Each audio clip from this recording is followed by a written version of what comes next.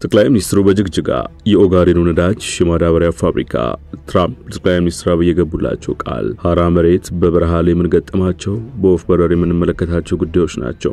ቴዎድሮስ አድሃኖም ስለ ኢትዮጵያ መልካም ነገር ተናግረዋል። ሌላኛው ትኩረታችን ነው። ኬንያ ከኢትዮጵያ ጋር በኃይል መተሳሰሬን እቀጥላለሁ ብላለች። ሌሎች ጉዳዮችም ተካተዋል። አክብሮታዊ ሰላምታችን በያላችሁበት ድረስ የተወደዳችሁ ሸገር ታይምስ ቤተሰቦች እንዴት ናችሁ? ሰዓቱ መረጃ ጥንቅራችን አዳዲስ ጉዳዮችን በስፋት ይዳስሳል። በመግቢያችን ላይ ያስተዋወቅናችሁን አበይት ነጥቦች እንደሚከተለው በዝርዝር እንመለከታለን።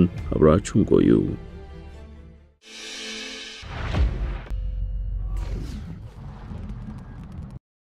ወደ ቀዳሚ ጉዳይ አመራን።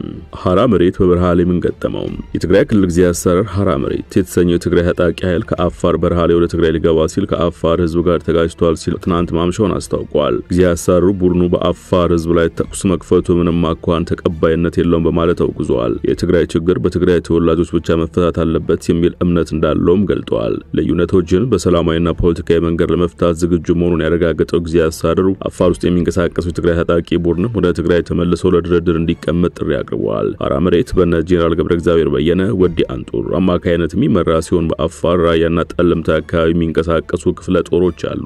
ዋነኛ ዓላማውም የህወሓት መሪዎችን የሚደግፏቸውን የጦር መሪዎች ከስልጣን ማስወገድ ነው። ዶክተር ቴዎድሮስ አድሃኖም ስለ ኢትዮጵያ መልካም ነገር ተናግረዋል። የዓለም ጤና ድርጅት ዋና ዳይሬክተር ዶክተር ቴዎድሮስ አድሃኖም ኢትዮጵያ በጤና የቁጥጥር ስርዓት የዓለም ጤና ድርጅት ካወጣው ደረጃ 3 መድረሷን አስታውቀዋል። ደረጃ 3 አንድ ሀገር በአግባቡ የሚሰራ የጤና ስርዓት መዋቅር እንዳላት የሚያሳይ ደረጃ ነው። በዚህም ኢትዮጵያ ከአፍሪካ ግብፅን፣ ጋናን፣ ናይጄሪያን፣ ደቡብ አፍሪካን፣ ታንዛኒያን፣ ዚምባብዌን፣ ሴኔጋልና ሩዋንዳን መቀላቀሏን ገልጿል። ቴዎድሮስ ይህ የደረጃ እድገት አፍሪካውያን አገራት የመድኃኒት ምርትና ተደራሽነትን ለማሻሻል መቃረባቸውን ያሳያል ብለዋል። ትራምፕ ለጠቅላይ ሚኒስትር አብይ የገቡላቸው ቃል በአዲስ አበባ ቦሌ ዓለም አቀፍ አውሮፕላን ማረፊያ ላይ ያለውን ጫና ለማርገብና የሀገሪቱን የረጅም ጊዜ አቪዬሽን እድገት የማስጠበቅ ዓላማ አለውና በኦሮሚያ ክልል በቢሾፍቱ በ10 ቢሊዮን ዶላር ወጪ ለሚገነባው ዓለም አቀፍ ኤርፖርት ፕሮጀክት አሜሪካ ድጋፍ እንደምታደርግ በይፋ ገልጻለች። የአሜሪካ የአፍሪካ ጉዳዮች ከፍተኛ አማካሪ ማሱድ ቦሎስ ከተባበሩት መንግስታት ድርጅት ጠቅላላ ጉባኤ ጎን ለጎን በሰጡት መግለጫ እንደተናገሩት የአሜሪካ ዓለም አቀፍ የልማት ፋይናንስና ሌሎች ተቋማትን ፕሮጀክቱን እየደገፉት ነው። አማካሪው መስከረም 15 ቀን 2018 ተመረጥ ይፋ በተደረገ መግለጫቸው ከኢትዮጵያ በቀጥታ ወደ ተባበሩት መንግስታት ጠቅላላ ጉባኤ ተመለስኩ። ለአዲሱ ኤርፖርት ፕሮጀክት ስለምናደርገው ድጋፍ ተነጋግረንበታል። የኤርፖርት ምናልባትም በአፍሪካ ትልቁ አውሮፕላን ማረፊያ የሚሆን ሲሆን በዓለም ላይ ካሉ ትላልቅ ኤርፖርቶችም አንዱ ይሆናል። 10 ቢሊዮን ዶላር ምናልባትም የበለጠ ገንዘብ የሚፈልግ ፕሮጀክት ነው ብለዋል። የአሜሪካ የአፍሪካ ጉዳዮች ከፍተኛ አማካሪው ቡሎስ የቢሾፍቱ ዓለም አቀፍ ኤርፖርት ፕሮጀክት ተባበሩት መንግስታት ጠቅላላ ጉባኤና ሌሎች ተቋማት እየደገፉት ነው ሲሉም ተናግረዋል። በተጨማሪም የአሜሪካ ፕሬዝዳንት ትራምፕ አስተዳደር የአፍሪካ ፖሊሲ ውጤት ማሳየት ጀምሯል ያሉት አማካሪው ከእርዳታ ወደ ንግድ መሸጋገር የንግድ ሽርክናዎችን በማጎልበት ላይ ይገኛል ሲሉ ገልጸዋል። ፕሬዝዳንት ትራምፕ ከእርዳታ ወደ ንግድ እየተሸጋገረ ያለውን የአፍሪካ ፖሊሲያቸውን በአህጉሪቱ ውስጥ ጠንካራ አጋርነትን በመፍጠርና በመደገፍ ላይ ይገኛሉም ብለዋል። ይህ በእንዲህ እንዳለ ቡሎስ ከቦይንግ ጋር በተያያዙ ከበርካታ ፕሮጀክቶች ጋር ተቀራርበን እየሰራን ነው። ቦይንግ እንደምናውቀው ከኢትዮጵያ አየር መንገድ ጋር ትብብር ያለው ሲሆን ሌሎችም ብዙ መሰል አጋርነቶች አሉት በማለት አስረድተዋል። ከሁለት ሳምንታት ቀደም ብሎ የኢትዮጵያ አየር መንገድ የቢሾፍቱ ዓለም አቀፍ ኤርፖርት ፕሮጀክትን አስመልክቶ በአዲስ አበባ ስካይላይት ሆቴል ባካሄደው የባለድርሻ አካላት ውይይት የግንባታ ፕሮጀክቱን ዝርዝር የፋይናንስና የአሰራር አወቃቀሮችን ይፋ ያደረገ ሲሆን የገንዘብ ሚኒስትሩ አህመድ ሺዴ፣ የአየር መንገድ ግሩፕ ዋና ስራ አስፈጻሚ መስፍን ጣሰውና የባለ ብዙ ወገን አበዳሪዎች ተወካዮችም ተገኝተው ነበር። በውይይቱ ላይ የቀረቡ ሰነዶች ለፕሮጀክቱ የፋይናንስ ምንጮች ይሆናሉ በሚል የሚጠበቁት ከኮሪያ፣ ጃፓን፣ ከቱርክ፣ ከእንግሊዝ፣ ከአውሮፓ፣ አሜሪካ፣ ከቻይናና ከሌሎች ያልተገለጹ መዳረሻዎችና ምንጮች መሆናቸውን ይጠቁማሉ። የኤርፖርት ፕሮጀክቱ በገንዘብ የሚደገፍበትን የሚያብራራው እቅዱ ዋነኛው በስራ ላይ የሚያውለው የኢንጂነሪንግ የግዥና የኮንስትራክሽን ተቋራጭ የሚመራ የኤክስፖርት ብድር ኤጀንሲ የፋይናንስ ሞዴል መሆኑን ያሳያል። በዚህ አካሄድ የኢንጂነሪንግ የግዥ ኮንስትራክሽን ኮንትራክተሮች የጨረታው አካል ሆነው ከኤክስፖርት ብድር ኤጀንሲ ጋር ቁርኝት ያላቸው የፋይናንስ ፓኬጆችን ማቅረብ ይጠበቅባቸዋል። የግምገማ መስፈርቶች የግንባታ ወጪዎች 70%፣ 30% በፋይናንስ ወጪዎች ላይ መሰረት ማድረግ ይወሰናሉ። ይህ ስርዓት ራስን ከአስተማማኝ የፋይናንስ ስርዓት ጋር ለማሳሰር ታልሞ የተበጀ መሆኑም ተገልጿል። በኢትዮጵያ አየር መንገድ መንገድ የተሾመው የፋይናንስ አማካሪና የኤክስፖርት ብድር ኤጀንሲውን የሚያስተባብሩ ባንኮች የቴክኒክ መመዘኛዎቹ እንደሚወስኑም ተብራርቷል። የቢሾፍቱ ዓለም አቀፍ ኤርፖርት ፕሮጀክቱ ሙሉ በሙሉ በኢትዮጵያ አየር መንገድ ግሩፕ ባለቤትነት የተያዘና ለዚህ ሲባል በሚቋቋመው ልዩ ኩባንያ ስር እንደሚተዳደር እንደሚደረግም ይፋ የተደረገ ሲሆን ሁሉንም የፕሮጀክቱን የገንዘብ አስተዳደር በዚሁ ኩባንያ ስር በማድረግ ለገንዘብ አቅራቢዎችና አጋሮች የፕሮጀክቱን የፋይናንስ ነጻነትና ግልጽነት ያረጋግጣል በሚል በመታመኑ የተደረገ መሆኑም ተጠቅሷል። የቢሾፍቱ ሜጋ ኤርፖርት 270 አውሮፕላኖችን በአንድ ማቆም እንደሚያስችል እንዲሁም የአየር መንገድ ግሩፑን የካርበን ልቀት በ15% እንደሚቀንስ በአመት 3.7 ሚሊዮን ቶን ጭነት ማጓጓዝ አቅም እንደሚኖርና አጠቃላይ ፕሮጀክቱ ወጪ $10 ቢሊዮን እንደሚሆን መገለጹን መዘገባችን ይታወሳል። ኤርፖርቱ በአጠቃላይ አንድ ትልቅ ተርሚናል፣ ከ270 በላይ አውሮፕላኖች ማቆም የሚያስችል የአውሮፕላን ማረፊያ ስፍራ፣ 4 የአውሮፕላን መንደርደሪያ ስፍራዎችን፣ አዲሱን ኤርፖርት ከተማ በቀጥታ ከአዲስ አበባ ቦሌ ኤርፖርት ጋር የሚያገናኝ ፈጣን የባቡር መንገድ፣ ፈጣን የአስፓልት መንገድ፣ የአውሮፕላን ጥገና ክፍሎች፣ ካርጎና ሌሎችም ተጨማሪ የመሰረተ ልማት ግንባታዎችን እንደሚያካትት ተገልጿል።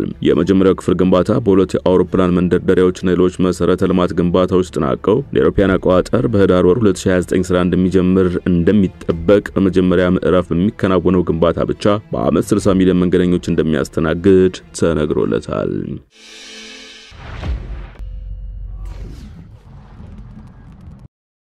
ጠቅላይ ሚኒስትሩ በጅግጅጋ የኦጋዴን ነዳጅ የማዳበሪያ ፋብሪካ ጠቅላይ ሚኒስትር አብይ አህመድና ቀዳማዊት እመቤት ዝናሽ ታያቸው ከምክትል ጠቅላይ ሚኒስትር ተመስገን ጥሩነህና ደንፋራን ጨምሮ ከፍተኛ የመንግስት ኃላፊዎች ጋር መሆን ጅግጅጋ ከተማ ገብተዋል። በጉብኝታቸውም በክልሉ የሚገኙ የተለያዩ የልማት ስራዎችን ይጎበኛሉ ተብሎ ይጠበቃል። ጠቅላይ ሚኒስትሩ ከሚጎበኛቸው የልማት ፕሮጀክቶች ባለፈ ኢትዮጵያ ኢንቨስትመንት ሆልዲንግና የዳንጎቴ ግሩፕ በክልሉ ጎዴ ዞን የሚገነባውን የማዳበሪያ ፋብሪካ የመሰረተ ድንጋይ ይጥላሉ ተብሎ ይጠበቃል። በፋብሪካው የኢትዮጵያ መንግስት 40% ድርሻ ይኖረዋል የተባለለት ፕሮጀክቱ አጠቃላይ ወጪው $3 ቢሊዮን መሆኑም ከዚህ ቀደም ተነግሯል። ግንባታውን በ40 ወራት እንደሚጠናቀቅ የተገለጸ ሲሆን ጠቅላይ ሚኒስትር አብይ እጅግ በበዛ ጥንቃቄ ክትትልና ሙያ ዲሲፕሊን መራዋለን ማለታቸው ይታወሳል። ጠቅላይ ሚኒስትሩ በህዳሴ ግድብ ግንባታ ታይተዋል ያሏቸው ስህተቶች በዚህ ግዙፍ ፕሮጀክት አይደገምም ሲሉ መናገራቸውም የቅርብ ጊዜ ትውስታ ነው። ከዚህ ውጪ ከማዳበሪያ ፋብሪካው ጎን ለጎን ከዚህ ቀደም ለኤክስፖርት ታስቦ የነበረውና በኋላም ለሀገር ውስጥ ገበያ ይውላል ተብሎ የሚጠበቀው ነዳጅ ማውጫ ፕሮጀክት መርቆ ይከፍታሉ መባሉን ማረጋገጥ ተችሏል። የኦጋዴኑ ማዕድን አሁን ባለው መረጃ መሰረት 21.336 ቢሊዮን ኪዩቢክ ሜትርስ የሚለካ የተፈጥሮ ጋዝ ነው የተባለ ሲሆን ቀደም ሲል የነበረው የመንግስት እቅድ በቱቦ ወደ ጅቡቲ ማውጣትና ለኤክስፖርት ገበያ ማዋል ነበር። ነገር ግን ከጥቂት ወራት በፊት ጠቅላይ ሚኒስትር አብይ አህመድ መንግስት ይህንን እቅድ በመሰረዝ የተፈጥሮ ጋዝ ወደ ሀገር ውስጥ ገበያ እንዲቀርብ ከዚያም ለማዳበሪያ ምርት ግብዓት ለኃይል አቅርቦትና የሀገር ውስጥ ነዳጅ ገበያን ለማረጋጋት እንዲውል አዲስ ፖሊሲ ማውጣቱ ይታወሳል። ይህ እቅድ መንግስት እየተገበረ ነው የሚባለውን የሀገር በቀል ኢኮኖሚ ሪፎርም IMF እየደገፈው የሚገኘው የመዋቅራዊ ማስተካከያ ፖሊሲ ተከትሎ የተከሰተውን የዋጋ ንረት በተለይ ነዳጅ ዋጋ መጨመርን ለማረጋጋት ያለመ ነው ተብሎለታል። ኬንያ ከኢትዮጵያ ጋር በኃይል አቅርቦት መተሳሰርን ይቀጥላሉ አለች። ኬንያ ባለፈው ዓመት ሰኔ ወር ድረስ አጠቃላይ ካስገባቸው የኤሌክትሪክ ኃይል ውስጥ ኢትዮጵያ 83% የሚሆነውን ማቅረብ ቀዳሚ የኃይል ምንጭ መሆኗ ተሰምቷል። በዚህም በቀጠናው የኃይል ደህንነት ኢትዮጵያ ሚና ያደገ ነው ተብሏል። የኬንያው ካፒታል FM እንደዘገበው በተጠቀሰው ጊዜ ውስጥ ኢትዮጵያ 1274.42 ጊጋዋት ሰዓት የኤሌክትሪክ ኃይል ለኬንያ ስታቀርብ ዩጋንዳ 225.64 ጊጋዋት ሰዓትና ታንዛኒያ 33.79 ጊጋዋት ሰዓት አቅርበዋል። በዚህም ለኬንያ ኃይል የኢትዮጵያ አስተዋጽኦ ከሌሎች በእጅጉ የላቀ መሆኑን ዘገባው አመላክቷል። በአጠቃላይ ኬንያ ከጎረቤቶች የምታስገባው የኤሌክትሪክ ኃይል ካለፈው ዓመት ጋር ሲመሳከር በ27.8% ከፍ ብሏል የተባለ ሲሆን የሚሆነው በዋነኝነት በኢትዮጵያና በኬንያ መካከል በተዘረጋው የኃይል አቅርቦት ፕሮግራም አማካይነት መሆኑ ተጠቁሟል። ዘገባው የሀገሪቱን የኃይልና ነዳጅ ተቋጣሪ ባለስልጣን በመጥቀስ ኬንያ ከኢትዮጵያ የምታስገባው የኤሌክትሪክ ኃይል በሀገር ውስጥ ከምታመነጨው ተርማል ኢነርጂ በላቀ ሁኔታ ወጪ ቆጣቢ እንደሆነ ተገልጿል። ይህም ኬንያ በየዓመቱ ወደ $10 ሚሊዮን የአሜሪካን ዶላር እንድትቆጥብ አስችሏታል ብሏል። በተጨማሪም ከፍተኛ የኃይል ፍላጎት በሚኖርበት ጊዜ ኃይልን በፈረቃ ከማቅረብ እንዲሁም የኃይል መቆራረጥ እንድትከላከል አግዟታል ተብሏል። እስከ ጎርጎሮሳውያኑ 2025 አጋማሽ ድረስ ኬንያ ወደ ሀገሯ ያስገባቸው የኤሌክትሪክ ኃይል 751.95 ጊጋዋት ሰዓት ደርሷል የተባለ ሲሆን ይህም በ2024 በተመሳሳይ ወቅት ካስገባቸው 419.13 ጊጋዋት ሰዓት ጋር ሲነጻጸር በእጥፍ ጭማሪ አሳይቷል። ኬንያ በአሁኑ ሰዓት እየጨመረ የመጣውን የሀገር ውስጥ የኃይል ፍላጎቷን ለማሟላትና ኃይል በፈረቃ የማቅረብ ችግሯን ለመቀነስ ተጨማሪ ከ50 እስከ 100 ሜጋዋት የኃይል ማስፋፊያ ድርድሮች ሙከራዎች በአሁኑ ጊዜ እያካሄደች ትገኛለች። ለአብነትም በኢትዮጵያና በኬንያ መካከል ኃይል ለማቅረብ የሚያስችለው የ500 ኪሎ ቮልት ሶዶ ሞያሌ ሱሷ የኃይል ማስተላለፊያ መስመር ቀጠናዊ የኃይል ውህደት የጀርባ አጥንት ተደርጎ እንደሚወሰድ ተመላክቷል። የኬንያው ዜና አውታር ቢዝነስ ዴሊ አፍሪካ የኢትዮጵያን የኃይል አቅርቦት ሊከሰት ከሚችል የኃይል ቀውስ ለመከላከል ወሳኝ መሆኑን ገልጿል። ጋዜጣው አክሎም ኢትዮጵያ ኬንያን ኃይል በፈረቃ ማቅረብና ከኤሌክትሪክ ኃይል መቆራረጥ ታድጋታለች ሲል ዘግቧል። በተጨማሪም ኬንያ በአጎራባች ሀገራት ላይ ኤሌክትሪክ ኃይል ጥገኝነቷን እያጠናከረች መምጣቷም ከውጭ የምታስገባው ኃይል ለመጀመሪያ ጊዜ 10% ተሻግሯል ብሏል። በታላቁ ኢትዮጵያ ህዳሴ ግድብ የምስረታ ስነ ስርዓት ላይ የተገኙት የኬንያው ፕሬዝዳንት ዊሊያም ሩቶ ሀገራቸው ከኢትዮጵያ ጋር ከህዳሴ ግድቡ የኃይል ግዢ ስምምነት መፈረም እንደምትፈልግ ገልጸዋል። ባለፈው ዓመት ግንቦት ወር ኬንያ ተጨማሪ 200 ሜጋዋት ኤሌክትሪክ ከኢትዮጵያ ለመግዛት የቴክኒክ ልዑካን ወደ አዲስ አበባ መላኳ ይታወሳል። የኢሬቻ በዓል ለማክበር ወደ ቢሾፍቱ ለሚጓዙ ዜጎች ነፃ የባቡር ትራንስፖርት ተዘጋጅቷል ተባለ። የኢሬቻን በዓል ለማክበር ወደ ቢሾፍቱ ለሚጓዙ ዜጎች የኢትዮ ጅቡቲ ምድር ባቡር ነፃ የባቡር አገልግሎት ለመስጠት መዘጋጀቱ ተገልጿል። ቅዳሜ መስከረም 24 ቀን 2018 ዓ.ም በዓሉን በአዲስ አበባ ለሚያከብሩ ታዳሚዎችም በተመሳሳይ ነፃ የባስ ትራንስፖርት ለመስጠት ዝግጅት መጠናቀቁን የትራንስፖርትና ሎጂስቲክስ ሚኒስቴር አስታውቋል። ሚኒስቴሩ ትናንት ከሰዓት በኋላ በዋና መስሪያ ቤቱ በሰጠው መግለጫ በአዲስ አበባ መግቢያ 5 በሮች የነፃ ትራንስፖርት አገልግሎት እንደሚሰጥ ገልጿል። ከሱሉልታ ከሰበታ ጣፎ ቱሉ ዲምቱ አስኮ አቃቂ ላይ የመጡ የባሉ ታዳሚዎች በሙሉ አቅም ነፃ ትራንስፖርት ተዘጋጅቷል ተብሏል። ተቋሚውን አገልግሎት ያዘጋጀው ከኦሮሚያ ትራንስፖርት ኤጀንሲ ከሸገር ትራንስፖርት ጽፈት ቤት ከፐብሊክ ሰርቪስ ትራንስፖርት አገልግሎት ድርጅትና ከኢትዮ ጅቡቲ ምድር ባቡር አክሲዮን ማህበር ጋር በጋራ በመሆን ነው። ታዳሚዎች የነፃ ትራንስፖርት አገልግሎቱን አርብ ከ9 ሰዓት ተኩል ጀምሮ እስከ እሁድ ባለው ጊዜ መጠቀም ይችላሉም ተብሏል። እሁድ መስከረም 25 2018 ቢሾፍቱ የሚከበረውን በዓል ለመታደም ደግሞ ከሳር ቤት ወደ ለቡ ባቡር ጣቢያ የሚያደርሱ 50 ባሶች እንደተዘጋጁ መግለጫው ላይ ተነስቷል። በተመሳሳይ መልኩ ከባቡር ጣቢያ ወደ ቢሾፍቱ የሚያደርሱ ባቡሮችም እንዳሉ ትራንስፖርትና ሎጂስቲክስ ሚኒስቴር ገልጿል። የትራንስፖርት አገልግሎቱ ደርሶ መልስን ታሳቢ ያደረገ ነውም ተብሏል።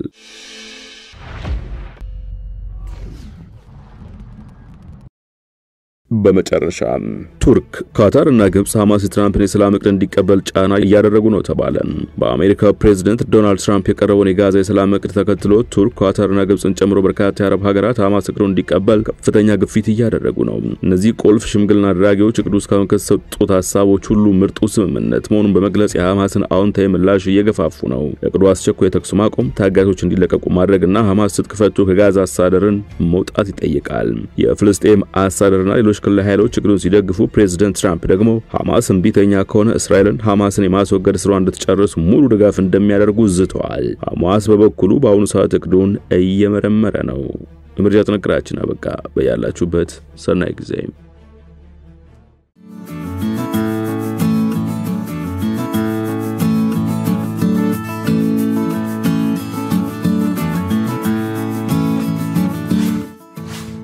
ሸገር ታይምስ ሚዲያን ሰብስክራይብ በማድረግና ደወሉን በመጫን ይከተሉን።